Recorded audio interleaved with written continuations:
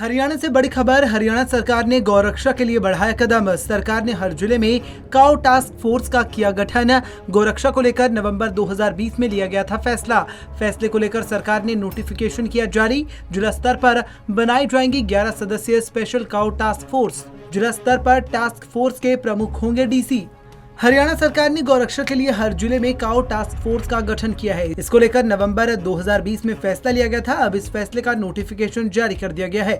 Notification जारी होने के बाद अब टास्क फोर्स का गठन शुरू कर दिया जाएगा। इसके तहत जिला स्तर पर 11 सदस्यीय स्पेशल काऊ टास्क फोर्स बनाई जाएंगी। इस टास्क फोर्स में सरकारी और गैर सरकारी सदस्य शामिल होंगे, जिनमें पुलिस, पशुपालन, शहरी स्थानीय निकाय विभाग के अधिकारी, गौ सेवा आयोग, गौरक्षक समिति के सदस्य और 5 गौ सेवक शामिल होंगे। टास्क फोर्स बनाने का मुख्य उद्देश्य राज्य भर में मुखबरियों और उनके खुफिया नेटवर्क के माध्यम से मवेशियों की तस्करी और गोकशी के बारे में जानकारी जुटाना और मुखबरी से मिली जानकारी के बाद अवैध गतिविधियों पर तुरंत कार्रवाई की जाएगी। स्टेट लेवल पर गौ सेवा आयोग के चेयरमैन के नेतृत्व में टास्क फोर्स काम करेगा। जिला स्तर पर इस टास्क फोर्स के प्रमुख डीसी होंगे। जिला स्तर पर इस टास्क फोर्स के सदस्यों में एसपी, एडीसी और पशुपालन विभाग के उप निर्देशक शामिल रहे। हरियाणा से बड़ी खबर। हरियाणा सरकार ने गौरक्षा के लिए बढ़ाया कदम। सरकार ने हर जिले में काऊ टास्क फोर्स का किया गठन। गौरक्षा को लेकर नवंबर 2020 में लिया गया था फैसला।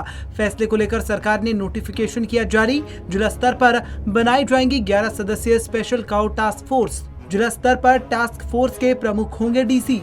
हरियाणा सरकार ने गौरक्षा के लिए हर जिले में काऊ टास्क फोर्स का गठन किया है। इसको लेकर नवंबर 2020 में फैसला लिया गया था। अब इस फैसले का नोटिफिकेशन जारी कर दिया गया है। नोटिफिकेशन जारी होने के बाद अब टास्क फोर्स का गठन शुरू कर दिया जाएगा। इसके तहत जिला स्तर पर 11 सदस्यीय स्पेशल काऊ टास्क फोर्स बनाई जाएंगी। इस टास्क फोर्स में सरकारी और गैर सरकारी सदस्य शामिल होंगे, जिनमें पुलिस, पशुपालन, शहरी स्थानीय निकाय विभाग के अधिकारी, गौ सेवा आयोग, गौरक्षक समिति के सदस्य और 5 गौ सेवक शामिल होंगे। टास्क फोर्स बनाने का मुख्य उद्देश्य राज्य भर में मुखबरियों और उनके खुफिया नेटवर्क के माध्यम से मवेशियों की तस्करी और गोकशी के बारे में जानकारी जुटाना और मुखबरी से मिली जानकारी के बाद अवैध गतिविधियों पर तुरंत कार्रवाई की जाएगी। स्टेट लेवल पर गौ सेवा आयोग के चेयरमैन के नेतृत्व में टास्क फोर्स काम करेगा। जिला स्तर पर इस टास्क फोर्स के प्रमुख डीसी होंगे। जिला स्तर पर इस टास्क फोर्स के सदस्यों में एसपी, एडीसी और पशुपालन विभाग के उप निर्देशक शामिल रहेंगे।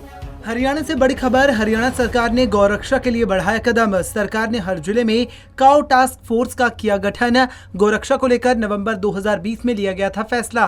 फैसले को लेकर सरकार ने नोटिफिकेशन किया जारी। जिला स्तर पर बनाई जाएंगी 11 सदस्यीय स्पेशल काऊ टास्क फोर्स। जिला स्तर पर टास्क फोर्स के प्रमुख होंगे डीसी।